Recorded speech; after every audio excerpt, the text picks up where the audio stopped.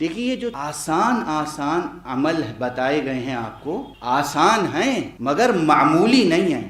کوئی چیز نئی آپ کے لیے نہیں ہے، لیکن شاید یہ متن نیا ہو. اس تسبیح کا زندگی کی مشکلات کس طرح حل ہوتی ہیں، بیماریاں کس طرح دور ہوتی ہیں، رزق میں برکت کیسے پیدا ہوتی ہے، گھر میں نورانیت کیسے پیدا ہوتی ہے، انسان کی روح میں نورانیت کیسے پیدا ہوتی ہے، ذہن کیسے روشن ہوتا ہے. اللہ کہتے ہیں کسی ایک صفت کا رنگ ابھر کے سامنے، اس لیے کہ اس لفظ میں ایسی معنویت رکھی گئی ہے کہ تمام اوصاف اپنے تمام تر کمالات کے ساتھ اس میں جذب ہو گئے ہیں. یعنی جب ہم اللہ کہتے ہیں تو پھر ہمارے سامنے یہ گنجائش نہیں ہوتی کہ ہم طے کر سکیں کہ اس ذات میں علم زیادہ ہے یا حلم زیادہ ہے یا کرم زیادہ ہے یا عدل زیادہ ہے. تمام اوصاف، تمام صفات اپنے تمام تر کمالات کے ساتھ اس میں جذب ہیں. تو کسی ایک صفت کا رنگ ابھر کے سامنے نہیں آتا. اللہ بس اگر کچھ کیفیت طاری ہوتی ہے تو ایک حیرت کی کیفیت، کچھ کہہ نہیں سکتے، کچھ تعبیر نہیں کر سکتے. اگر خود اللہ نے اور اس کے رسول نے اللہ اکبر کہنا سکھایا نہ ہوتا تو ہم اللہ اکبر بھی کہنے کے قابل نہ تھے. حیرت کی یہ کیفیت ہے. اس مقام پر حیرت کی یہ کیفیت ہے کہ اگر اللہ نے اللہ اکبر کہنا سکھایا نہ ہوتا تو ہم اللہ اکبر بھی نہ کہتے. اور سکھانے کے باوجود اللہ اکبر کے معنی کیا کیا کر لیتے ہیں لوگ. اللہ بڑا ہے. کس سے بڑا ہے؟ زمین و آسمان سے بڑا ہے، سورج چاند سے بڑا ہے، اللہ کائنات سے بڑا ہے. یہ سب درست ہے تعبیر؟ سب تعبیریں غلط ہیں، نارسا ہیں. معصوم نے خود بتایا کہ اللہ اکبر کے معنی ہے کہ اللہ اکبر من ان یوصف، اللہ اس سے کہیں بڑا ہے کہ اس کی توصیف کی جا سکے. یعنی اللہ کی ثنا کی نہیں جا سکتی، اللہ کی توصیف کی نہیں جا سکتی. وہ اتنا بڑا ہے، اس سے بزرگ ہے کہ اس کی توصیف کی جا سکے. تو یہ ایک مثال ہے اللہ. توجہ رکھیے گا کہ لفظ اللہ میں وہ کیفیت ہے کہ کسی ایک صفت کا رنگ ابھر کے سامنے نہیں آتا. اس کے معنی یہ ہے کہ ہم ذات باری سبحانہ و تعالیٰ کی توصیف اور ثنا کے مقام پر صفات اس درجہ کمال پر ہیں اور اس جامعیت کے درجے پر ہیں کہ جہاں غلو یا مبالغے کا امکان نہیں ہے. دوسری بھی کوئی مثال ہے ایسی؟ جی ہے. توجہ رکھیے گا. ہے مثال. کون سی مثال ہے؟ اب آپ کے ذوق کو ذرا بیدار رکھنے کے لیے اس طرح کے جملے بھی کہتا چلوں. لفظ اللہ کا ایک حسن یہ ہے کہ اس میں کوئی نقطہ نہیں ہے. نہیں ہے نا؟ اب ایک ایسا ہی نام اور تلاش کیجئے جس میں کوئی نقطہ نہیں ہے. بس آ گیا سامنے. نہ لفظ اللہ میں کوئی نقطہ ہے، نہ لفظ محمد میں کوئی نقطہ ہے. صلوات پڑھیے محمد. اچھا، جب ہم یہ اسم مبارک پیغمبر کا لیتے ہیں محمد صلی اللہ علیہ وآلہ وسلم، تو کوئی ایک صفت ابھر کے سامنے آتی ہے؟ محمد کے لغوی معنی کیا ہے؟ ڈکشنری میننگ کیا ہے؟ محمد یعنی جس کی تعریف کی گئی ہو. ستودہ صفات کس چیز میں تعریف کی گئی ہو؟ علم میں، حلم میں، شجاعت میں، عدل میں، رافت میں، کرم میں، کس چیز میں؟ یہاں بھی بالکل وہی کیفیت ہے. محمد کہتے ہیں تو ایک معنویت پیدا ہوتی ہے. وہ ذات ہے، وہ شخصیت ہے، وہ زندگی ہے جو ہر اعتبار سے ستودہ صفات ہے، یعنی جس کی تعریف کی گئی ہے مگر کسی ایک صفت کا رنگ ابھر کے نہیں آتا کہ دوسری صفت دب جائے اور وہ صفت ابھر کے سامنے آ جائے. یعنی گویا کہ جس طرح حق سبحانہ و تعالیٰ کی ذات میں صفات اور کمالات اس مرتبے پر ہیں کہ کسی ایک صفت کا رنگ ابھر کے سامنے نہیں آتا، ویسے ہی اس کے اس مظہر کامل و اکمل و اتم انسان کامل محمد مصطفیٰ صلی اللہ علیہ وآلہ وسلم. علم ہو تو پیغمبر محمد ہیں، شجاعت کے اعتبار سے ہو تو پیغمبر محمد ہیں، سخاوت کے اعتبار سے ہو تو پیغمبر محمد ہیں، کرم کے اعتبار سے ہو تو پیغمبر محمد ہیں، صبر کے اعتبار سے ہو تو پیغمبر محمد ہیں. جتنے صفات جلال و کمال و جمال ممکن ہیں ان سب میں پیغمبر مظہر کبریا ہونے کی حیثیت سے اس طرح جامع صفات ہیں کہ کوئی ایک صفت دوسرے صفت سے آگے بڑھتی ہوئی نظر نہیں آتی. تو غلو کا امکان یہاں ہے نہیں.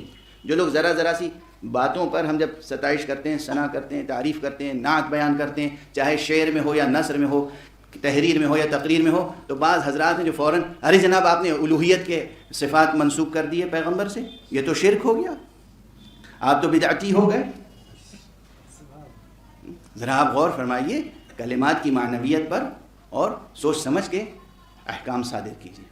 اچھا اب ایک اور، کیونکہ وقت تیزی سے گزر رہا ہے تو میں ایک اور مثال تلاش کروں آپ کے سامنے، اور وہ یہ کہ ذرا غور فرمائیے کوئی اور بھی مثال ایسی مل سکتی ہے. اللہ وہ کلمہ ہے کہ جو کلمہ جب سامنے آتا ہے تو یہ احساس تو ہوتا ہے کہ اس میں تمام صفات ہیں، مگر کسی ایک صفت کا رنگ ابھر کے سامنے نہیں آتا. یہی صورت لفظ مبارک محمد کی ہے. تمام صفات میں ستودہ صفات ہیں، ہر جہت سے، ہر کمال کے لحاظ سے، مگر کوئی ایک رنگ ابھر کے سامنے نہیں آتا. یعنی شاعر کے لیے یا خطیب کے لیے، مداح کے لیے غلو کے راستے بند ہیں. یعنی یہ وہ منزل ہے کہ یا انسان مداح ہوگا یا مشرک، یا مومن ہوگا یا کافر. غلو یہاں راہ ہے ہی نہیں غلو کی. اچھا کوئی اور کلمہ ہے؟ بہرحال اب ایک کلمہ اور ہے. آپ نے نام مبارک امیر المومنین علی ابن ابی طالب علیہ السلام دیا تھا. اس میں شک نہیں کہ علی کی بھی وہی شان ہے، ٹھیک ہے، اس میں کوئی شک نہیں. اور کیوں؟ دلیل بس ایک جملے میں آپ کے لیے، جو شان محمد کی ہے تو وہ محمد کی ہے نا. اور نفس محمد کون ہے؟ بنفس قرآن علی مرتضی نفس مصطفیٰ. تو بغیر کسی مبالغے کے اور بغیر کسی تأمل کے، بغیر کسی شک کے، جو جامعیت اوصاف کی، صفات کی، کمالات کی ذات گرامی محمد مصطفیٰ صلی اللہ علیہ وآلہ وسلم میں تھی اور ہے، وہی جامعیت ادنا فرق کے بغیر حضرت امیر المومنین علی ابن ابی طالب علیہ السلام. بعض حضرات فوراً آستینیں الٹ لیں گے، دیکھا شرک فی النبوت کرنے لگے. دست ادب جوڑ کے عرض کروں حضور گرامی، ذرا سا تأمل، تدبر، تفکر، تعقل سے کام لیجئے. شروع سے آخر تک قرآن جس کی دہائی دیتا ہے کہ بھئی تم عقل سے کام کیوں نہیں لیتے، تم تدبر سے کام کیوں نہیں لیتے، تم تفقہ سے کام کیوں نہیں لیتے، تم بات سمجھنے کی کوشش کیوں نہیں کرتے. میں صفات کی جامعیت کی بات کر رہا ہوں. نبوت منصب ہے، صفت نہیں ہے. نبوت منصب ہے، عہدہ ہے، صفت نہیں ہے. ممکن ہے کہ دو افراد پی ایچ ڈی رکھتے ہوں، ممکن ہے کہ دونوں افراد 10 12 کتابوں کے مؤلف ہوں، مگر یونیورسٹی میں جب انٹرویو میں جائیں تو ایک صاحب پروفیسر منتخب ہو جائیں، دوسری صاحب منتخب نہ ہو پروفیسر. تو جو پروفیسر منتخب ہو گیا وہ فوراً ہی ان سے علم میں بھی بڑھ گیا، علم میں بڑھ گیا. دونوں علم میں برابر ہیں، وصف میں برابر ہیں، عہدے میں تفاوت ہے. اور یہ میں نہیں ادعا کر رہا ہوں، آخر پیغمبر نے فرمایا ہے کہ اے علی تم مجھ سے ہو، میں تم سے ہوں. تمہاری منزلت مجھ سے وہی ہے جو ہارون کی منزلت موسیٰ سے تھی، فرق صرف عہدہ نبوت کا ہے. میں نبی ہوں، تم نبی نہیں ہو. یہ کوئی مطلب محض مسلکی یا مذہبی جذباتیت کے تحت میں نہیں عرض کر رہا ہوں. امیر المومنین علی ابن ابی طالب علیہ السلام کی ذات گرامی میں وہ تمام اوصاف بدون استثناء، یاد رکھیے گا، بلا استثناء، ایک سنگل ایکسیپشن نہیں ہے.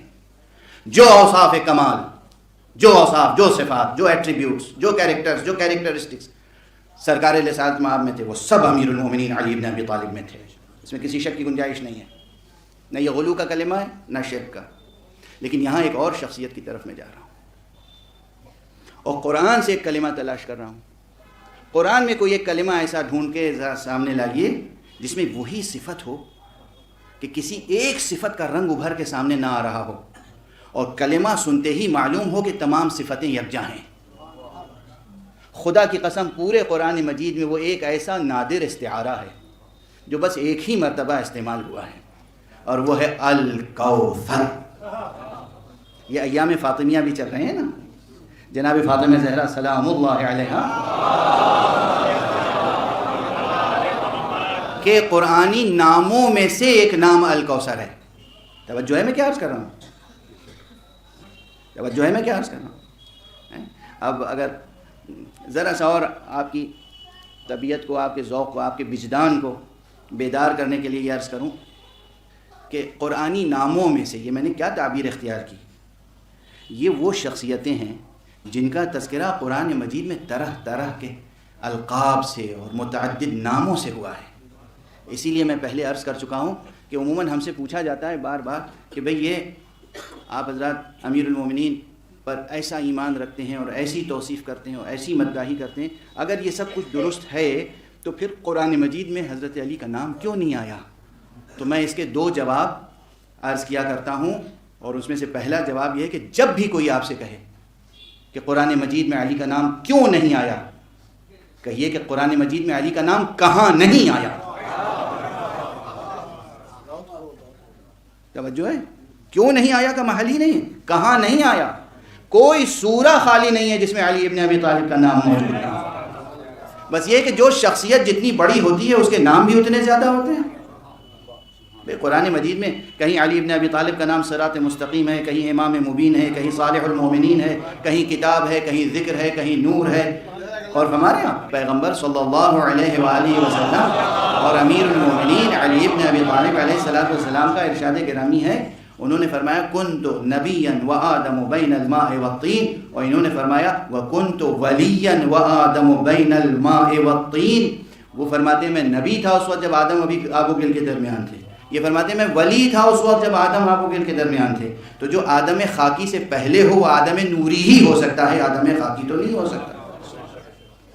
یہ شخصیت، یہ ذات گرامی، اس میں کسی شک کی گنجائش نہیں ہے کہ صفات میں اسی درجہ کمال پر ہیں جس درجہ کمال پر حضرت مصطفیٰ صلی اللہ علیہ وآلہ وسلم۔ لیکن اس وقت جو گفتگو ہے وہ یاد ہے کہ پورے قرآن مجید میں ایک کلمہ کوثر ایسا استعارہ ہے۔ میں علماء کے درمیان عرض کر رہا ہوں جو شب و روز ادبیات سے سروکار رکھتے ہیں، اگر تفسیر سورہ کوثر شروع کی جائے تو سب سے پہلے یہ سمجھنا پڑے گا کہ لفظ الکوثر یہاں پر استعارہ ہے۔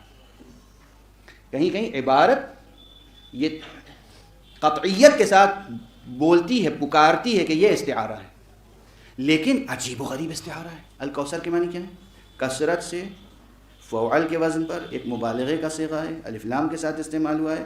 اس کے معنی یہ ہیں کہ یہاں پر جب الکوثر کہتے ہیں تو کیا معلوم ہوتا ہے؟ علم کثیر یا کرم کثیر یا شجاعت کثیرہ یا صبر کثیر، کون سی صفت ابھر کے سامنے آتی ہے؟ بس یہ معلوم ہوتا ہے کہ تمام صفات اس ذات میں کثرت سے پائی جاتی ہیں اور کوئی ایک صفت دوسری صفت پر غالب نہیں آتی، کوئی ایک رنگ غالب نہیں آتا۔ یعنی جو کیفیت کلمہ اللہ کی ہے وہی کیفیت کلمہ محمد کی ہے، وہی کیفیت کلمہ الکوثر کی ہے۔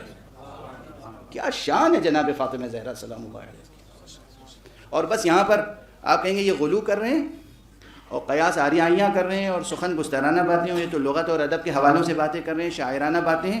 بس سنبھل کے ایک حدیث گرامی سن لیجئے جو آج تک 35-40 برس کی اپنی ذاکری کی عمر میں نے کبھی یہ حدیث کہیں نہیں پڑھی تھی، یا کل قم میں پڑھی ہے یا آج یہاں آپ کے سامنے عرض کر رہا ہوں۔ حدیث صحیح السند ہے، حدیث صحیح السند ہے، اور کس سے ہے؟ حضرت امام جعفر صادق علیہ السلام۔ خدا کی قسم کیا متن ہے، خدا کی قسم کیا متن ہے۔ بہت سی حدیثیں مناقب و فضائل حضرت زہرا میں مشہور ہیں، معروف ہیں، اور آپ سنتے رہتے ہیں۔ فاطمہ بضعۃ منی اور من آذاہا فقد آذانی، بہت سی حدیثیں ہیں، بہت سی روایتیں، بہت سے واقعات ہیں جو شب و روز آپ سنتے رہتے ہیں۔ جب بی بی تشریف لاتی تھیں تو جناب رسالت میں آپ کھڑے ہو جاتے تھے، اپنی جگہ بٹھاتے تھے، جناب رسالت میں آپ بی بی فاطمہ زہرا کی پیشانی پر اور ہاتھوں پہ بوسہ دیتے تھے۔ اور فرمایا یہ تمام فضائل آپ سنتے رہتے ہیں، کوئی چیز نئی آپ کے لیے نہیں ہے، لیکن شاید یہ متن نیا ہو جو وسائل الشیعہ کی 7ویں جلد میں ہے، وہ بھی وہاں پر جہاں تسبیح حضرت بی بی فاطمہ زہرا کا تذکرہ ہے۔ دیکھیے یہ جو آسان عمل بتائے گئے ہیں آپ کو، آسان ہیں مگر معمولی نہیں ہیں، آسان ہیں معمولی نہیں ہیں، انہیں خفیف نہ سمجھیں، انہیں ہلکا نہ سمجھیں۔ یہ لطف لطیف کبریا ہے کہ اس نے آسان عمل تعلیم فرمایا ہے۔ مثلا اب یہ جملہ پھر کہہ دوں، یہ تیسری بار کہہ رہا ہوں، صرف تیسری بار. یہ جو آپ حضرات صلوات پڑھتے ہیں، اس کی عظمت و اہمیت معلوم ہے کیا ہے؟ خدا کی قسم، یہ صلوات کلمہ فقہی اعتبار سے، حقیقت شرعیہ کے لحاظ سے جو ایک لفظ صلاۃ کا کلی مفہوم ہے، اس لفظ صلاۃ کے مصادیق میں سے ایک ہے. یعنی یہ بھی حقیقتاً صلاۃ ہے، فقہی معنی میں، شرعی معنی میں صلاۃ ہے. صلاۃ ہے. جس طرح یہ 5 وقتوں کی نماز کو آپ صلاۃ کہتے ہیں، اسی طرح یہ صلوات، ایک جملہ جو آپ ادا کرتے ہیں، یہ صلاۃ ہے.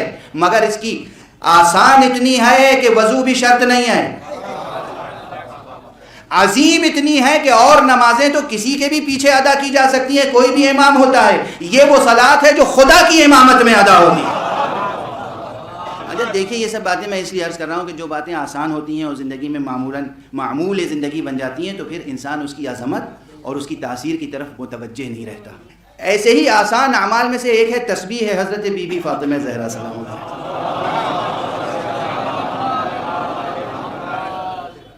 ہر مومن، ہر جوان، ہر بچہ تسبیح سے واقف ہے. تسبیح 34 مرتبہ اللہ اکبر، 33 مرتبہ الحمدللہ، 33 مرتبہ سبحان اللہ. ائمہ اطہار سے روایتیں ہیں کہ ہم اپنے بچوں کو جس طرح نماز تعلیم کرتے ہیں، اسی طرح تسبیح فاطمہ زہرا تعلیم کرتے ہیں. اچھا اب اس کے اثرات و آثار کتنے، اب اس وقت ظاہر ہے وہ سب عرض نہیں کر سکتا، اس لیے کہ یہ سب پوری تقریر ایک جملہ معترضہ ہو گئی ہے. میں جہاں ٹھہرا ہوا تھا، آپ کو ٹھہرایا تھا، وہاں سے آگے بڑھ گیا ہوں. منتظر ہوں گے کہ میں وہ ادھورا جملہ پورا کروں.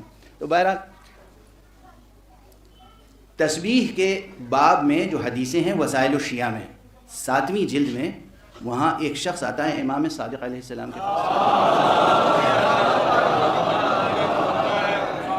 اب اس فقرے کی سنگینی، یہ علماء پروردگار ان کو سرفراز رکھے، ہمیشہ ان اماموں کا احترام ہمیشہ بلند رہے، اور ان کے افادات اور افادات سے آپ حضرات فائدہ اٹھاتے رہیں ہمیشہ.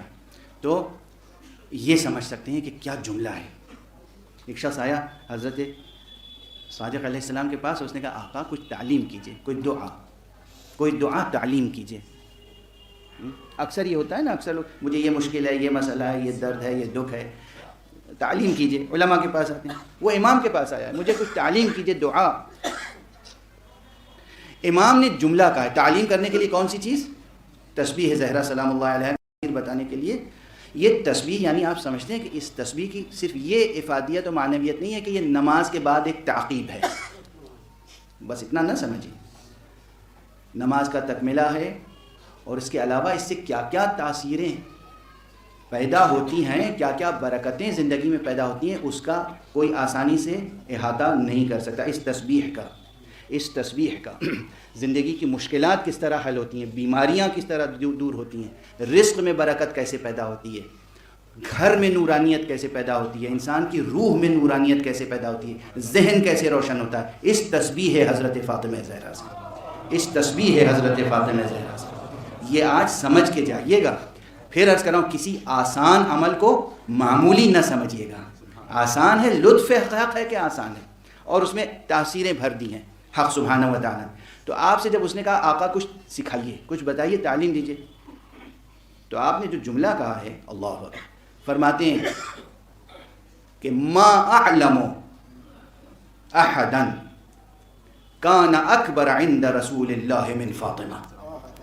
اللہ، امام کہتے ہیں مجھے علم نہیں ہے کسی کا جو رسول اللہ کے نزدیک فاطمہ سے بڑا ہو. یہ ہماری آپ کی بھی آزمائش ہو جائے گی. نکرہ سیاق نفی میں افادہ عموم کرتا ہے.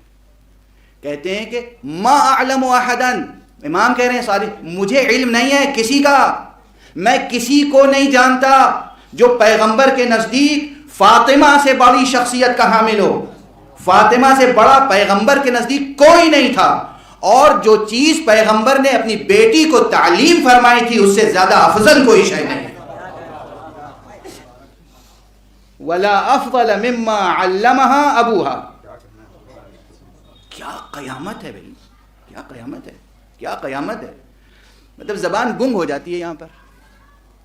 آپ سوچ رہے تھے میں لفظ الکوثر کی معنویت بیان کرنے کے لیے یہ کہہ رہا ہوں کہ الکوثر یعنی جامع صفات، تمام صفات کمال و کثرت کے ساتھ ہیں، ایک صفت دوسرے صفت سے آگے نہیں بڑھتی، کوئی رنگ نمایاں نہیں ہوتا، یہ سب شاعری و خطابت و ذاکری و مضمون آفرینی ہے؟ نہیں، امام صادق فرما رہے ہیں کہ مجھے علم نہیں ہے، امام صادق فرما رہے ہیں مجھے علم نہیں ہے کہ کوئی پیغمبر کے نزدیک فاطمہ سے بڑا ہو۔ کیا منزلت ہے، کیا منزلت ہے! میں یعنی جو مضمون آگے اس حدیث کی روشنی میں کہا جا سکتا ہے وہ کہنے کی سکت نہیں ہے، ورنہ آپ حضرات کے لیے بھی آزمائش ہو جائے گی۔ پیغمبر کے نزدیک سب سے بڑی شخصیت بی بی فاطمہ زہرا سلام اللہ علیہا۔